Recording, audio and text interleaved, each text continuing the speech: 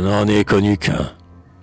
Sa pourpre aventurière, des plaines de Memphis rapportant la poussière, au champ de Marathon eût été rajeunir les taches du désert et le sang de Boukir. Il n'aurait jamais vu s'élever tant de gloire, sans courir y mêler une de ses victoires. Aux balances du sort, où les dieux endurcis laissent flotter des Grecs les destins indécis, ce Brennus colossal eût jeté son épée, et l'Asie à son tour d'esclavage frappé, à genoux devant elle eût payé sa rançon. Le rôle conquérant qu'aurait joué son nom, tu voulais l'obtenir pour désoler l'envie, et tous deux en exil, vous y laissez la vie. Chacun sur votre écueil, en spectacle aux humains.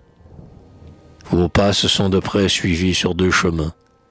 De tes chants indomptés, l'invincible harmonie était comme l'écho de son fougueux génie, et son cri de bataille, un écho de tes vers.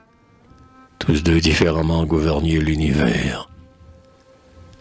Il s'était fatigué de la guerre et du trône. Toi, du stérile éclat que la lyre nous donne, il vécut en tumulte et mourut en repos. Tu péris au moment d'aller vivre en héros. Et vu de deux côtés, votre rêve est le même. Tu voulus ramasser son vaste diadème, mais le front des humains n'en peut porter qu'un seul, et tu n'as ramassé que les plis d'un linceul. La guerre eut, je le crois, obscurci ta mémoire, mais on n'en peut douter. C'est encore de la gloire. Le siècle avait en vous ces deux représentants. Vous avez disparu de l'empire du temps, et la terre aujourd'hui ne semble moins peuplée.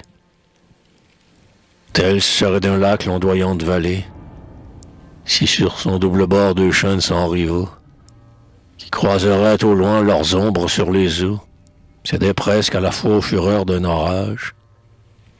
D'un millier de buissons en vain le faible ombrage couronnera des flots qui deviendront plus clairs, et la plage et les flots nous paraîtront déserts. On sent que chaque rive a perdu son monarque, absent. Leur place est vide et tout ce qu'on remarque.